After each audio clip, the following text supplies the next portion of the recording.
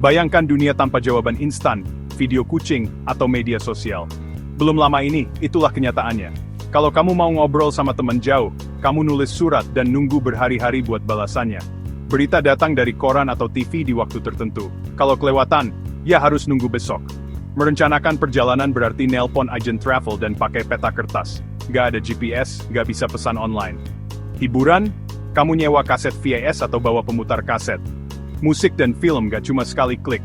Hidup itu lebih lambat, lebih banyak gerak, dan setiap hubungan butuh usaha sungguhan. Bahkan di dunia yang serba analog itu, komputer-komputer raksasa sudah mulai mengubah cara manusia bekerja dan berpikir. Mesin-mesin ini berdiri megah di laboratorium, memproses data dengan kecepatan yang belum pernah dibayangkan sebelumnya. Namun, para ilmuwan dan insinyur sadar, potensi komputer akan jauh lebih besar jika mereka bisa saling terhubung, berbagi informasi, dan bekerja sama lintas jarak. Para visioner di era itu sudah bermimpi menghubungkan komputer, membayangkan dunia di mana data bisa mengalir bebas dari satu mesin ke mesin lain, tanpa batasan ruang dan waktu. Mereka berdiskusi, merancang, dan berdebat tentang masa depan teknologi yang belum pernah ada sebelumnya. Selama Perang Dingin, kebutuhan akan sistem komunikasi yang kuat dan tahan bencana menjadi sangat mendesak. Amerika Serikat menghadapi ancaman besar, sehingga mereka butuh jaringan yang tetap bisa berfungsi meski sebagian sistem hancur. Tidak boleh ada satu titik kegagalan yang bisa melumpuhkan semuanya. Solusinya, jaringan terdesentralisasi. Dalam sistem ini, informasi tidak hanya bergantung pada satu jalur saja. Jika ada bagian yang rusak, data bisa mencari rute lain untuk sampai ke tujuan. Konsep ini benar-benar revolusioner pada masanya, dan menjadi fondasi penting bagi perkembangan teknologi jaringan. Salah satu tokoh kunci adalah J.C.R. Licklider. Ia membayangkan jaringan komputer antar galaksi, sebuah sistem global di mana siapapun, dimanapun, bisa mengakses data dan berkomunikasi tanpa hambatan.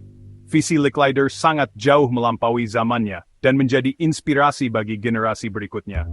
Ide-ide Licklider mendorong para peneliti dan insinyur untuk mulai membangun jaringan komputer pertama. Mereka bekerja sama, menguji berbagai konsep, dan perlahan-lahan mewujudkan impian menghubungkan dunia. Leonard Kleinrock kemudian memelopori konsep packet switching, cara baru dalam mengirim data. Data dipecah menjadi paket-paket kecil yang bisa berjalan sendiri-sendiri melalui jaringan, lalu dikumpulkan kembali di tujuan akhir. Ini sangat berbeda dengan metode lama yang mengirim data secara utuh dalam satu jalur. Dengan packet switching, jaringan menjadi jauh lebih efisien dan tangguh. Jika satu jalur sibuk atau rusak, paket data bisa mencari jalan lain, memastikan informasi tetap sampai dengan cepat dan aman. Packet switching akhirnya menjadi tulang punggung internet modern. Tanpa inovasi ini, mustahil kita bisa menikmati komunikasi global yang cepat dan handal seperti sekarang. Dengan fondasi-fondasi inilah, era baru komunikasi manusia pun dimulai, membuka jalan bagi internet yang menghubungkan miliaran orang di seluruh dunia. Mengubah visi jadi kenyataan butuh orang-orang pintar, penuh semangat, dan berani bermimpi besar. Di balik setiap inovasi besar, selalu ada tim yang tak hanya cerdas, tapi juga gigih mencari solusi dari tantangan yang tampak mustahil. Internet yang kini jadi bagian hidup sehari-hari, lahir dari kerja keras para penemu luar biasa ini. J.C.R. Licklider, seorang visioner, menginspirasi mimpi tentang jaringan komputer global, dan memimpin riset komputer di ARPA. Ia membayangkan dunia di mana komputer bisa saling terhubung, berbagi informasi tanpa batasan ruang dan waktu. Visi Licklider menjadi fondasi awal internet yang kita kenal sekarang. Lalu ada Vinton Cerf dan Robert Kahn, dua tokoh yang dijuluki Bapak Internet. Mereka menciptakan protokol TCP/IP, bahasa universal yang memungkinkan komputer di seluruh dunia saling berkomunikasi, meski berbeda sistem. Tanpa mereka, jaringan komputer tak akan bisa saling terhubung secara global. Bayangkan jika tanpa TCP/IP, internet akan kacau balau. Setiap komputer bicara dengan bahasa sendiri, tak ada yang mengerti satu sama lain. Protokol ini menyatukan semuanya, membuat komunikasi digital jadi mungkin dan stabil. Leonard Kleinrock juga berperan penting. Penelitiannya tentang packet switching membuat pengiriman data jadi lebih praktis dan efisien. Dengan sistem ini, data dipecah jadi paket-paket kecil yang bisa dikirim lewat berbagai jalur, lalu disusun kembali di tujuan. Klein Rock mendirikan node internet pertama di UCLA dan mengirim pesan digital pertama dalam sejarah. Momen ini menandai lahirnya jaringan komputer yang kelak berkembang jadi internet modern. Tak kalah penting, Radia Perlman, yang dijuluki Ibu Internet, menemukan Spanning Tree Protocol. Temuannya mencegah jaringan macet dan menjaga aliran data tetap lancar, sehingga internet bisa tumbuh tanpa hambatan besar. Setiap penemu ini memecahkan masalah besar di zamannya, membangun fondasi kokoh bagi internet yang kita gunakan hari ini. Mereka bekerja sama, saling melengkapi, dan tak pernah berhenti berinovasi. Gabungan kerja keras, ide brilian, dan kolaborasi mereka membuat konektivitas global jadi mungkin. Dunia pun berubah. Semua orang kini bisa terhubung, berbagi, dan berkomunikasi tanpa batas. Internet bukan lagi cuma ide, berkat para penemu ini.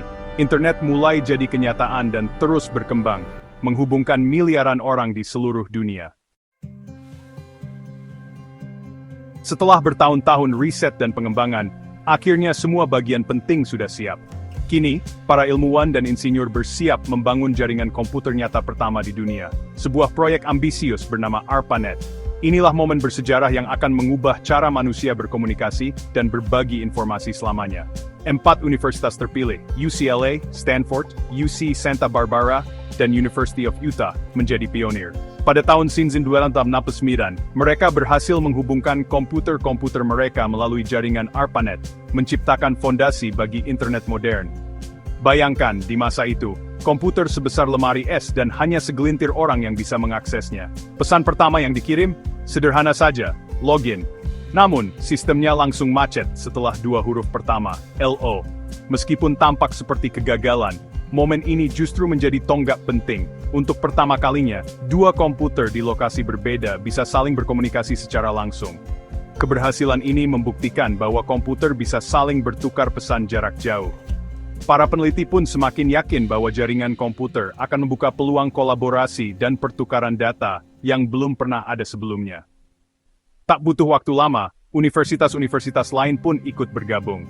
Para peneliti mulai berbagi data, mengirim pesan, dan bekerja sama lintas kota, bahkan negara. ARPANET menjadi wadah kolaborasi yang revolusioner di dunia akademik dan riset. Pada awalnya, ARPANET memang eksklusif, hanya untuk kalangan akademisi dan pemerintah. Namun disinilah berbagai eksperimen digital dilakukan. ARPANET menjadi laboratorium hidup untuk menguji segala hal yang kini kita anggap biasa di dunia online. Disinilah email pertama kali diciptakan, file bisa dibagikan secara elektronik, dan kolaborasi jarak jauh menjadi kenyataan. Semua inovasi digital yang kini kita nikmati, berawal dari eksperimen-eksperimen di ARPANET. Seiring waktu, jaringan ARPANET terus berkembang. Semakin banyak institusi yang terhubung, dan teknologi jaringan pun semakin canggih. Setiap node baru menambah kemungkinan baru, dari pertukaran data hingga kolaborasi global. ARPANET adalah tempat latihan bagi internet yang kita kenal sekarang. Dari sinilah era digital dimulai, membuka jalan menuju dunia yang serba terhubung, seperti hari ini. Seiring ARPANET tumbuh, penggunanya butuh cara yang lebih baik untuk berkomunikasi. Pada tahun 1971, Ray Tomlinson menciptakan email menggunakan simbol @ untuk memisahkan pengguna dan host. Email mengubah jaringan dari alat data menjadi alat sosial. Para peneliti sekarang bisa mengirim pesan kapan saja, membangun komunitas online pertama. Mailing list memungkinkan orang-orang dengan minat yang sama terhubung, mirip grup chat awal. Email dengan cepat, jadi penggunaan ARPANET yang paling populer. Itu membuktikan kekuatan sejati internet menghubungkan orang. Selama bertahun-tahun, internet itu berbasis teks dan sulit digunakan. Pada tahun 1989, Tim Berners-Lee di CERN menemukan World Wide Web, menggunakan hypertext untuk menghubungkan informasi. Dia menciptakan HTML, URL, dan browser web pertama, membuat internet mudah dinavigasi. Situs web pertama tayang pada tahun 1991, menjelaskan proyek web. Pada tahun 1993, Mosaic, browser pertama yang menampilkan gambar dan teks bersamaan, membuat web menarik dan mudah diakses. Tiba-tiba, internet bukan cuma buat ilmuwan, itu buat semua orang. Web tumbuh pesat, menghubungkan orang dan ide di seluruh dunia. World Wide Web mengubah internet jadi fenomena global. Revolusi digital sedang berjalan. Browser yang mudah digunakan seperti Mosaic dan Netscape membuka web untuk dunia. Bisnis berbondong-bondong online memicu ledakan.com di akhir tahun 1990-an. Perusahaan seperti Amazon, eBay, dan Yahoo mengubah cara kita berbelanja, mencari, dan terhubung. Investor menanamkan uang ke startup internet, menciptakan kegilaan. Tapi pada tahun 2000, gelembung itu pecah. Banyak perusahaan gagal, tapi yang bertahan seperti Amazon dan Google berkembang pesat. Ledakan dan kehancuran itu mengajarkan pelajaran berharga, membuka jalan bagi pertumbuhan yang stabil. Internet jadi pasar, perpustakaan, dan tempat pertemuan. Kehidupan sehari-hari beralih ke online. Web ada untuk tetap ada. Revolusi berikutnya adalah mobilitas. Wi-Fi membebaskan kita dari meja, tapi yang benar-benar mengubah permainan adalah iPhone tahun 2007. Tiba-tiba, internet ada di saku kamu, kapan saja, di mana saja. Toko aplikasi meledak, dan smartphone jadi kamera kita, peta kita, dan pusat sosial kita. Platform media sosial seperti Facebook dan Instagram mengubah web jadi percakapan global. Hari ini, kebanyakan orang mengakses internet dari ponsel mereka. Konektivitas yang terus-menerus telah mengubah cara kita hidup, bekerja, dan bermain. Perjalanan dari LO ke jaringan global di saku kamu itu luar biasa. Jadi apa selanjutnya? Internet of Things menghubungkan benda-benda sehari-hari, kulkas, mobil, bahkan pakaian, ke web. Perangkat pintar akan membuat hidup lebih efisien dan terhubung. Jaringan yang lebih cepat seperti 5G akan memungkinkan unduhan instan, realitas virtual, dan banyak lagi. Internet akan menyatu dengan mulus ke dunia kita, mengubah cara kita belajar, bekerja, dan bermain. Terserah kita untuk menggunakan kekuatan ini dengan bijak, dan memastikan semua orang mendapatkan manfaatnya. Kisah internet masih terus ditulis, dan kamu adalah bagian darinya. Masa depan itu terhubung, dan kemungkinannya tak terbatas.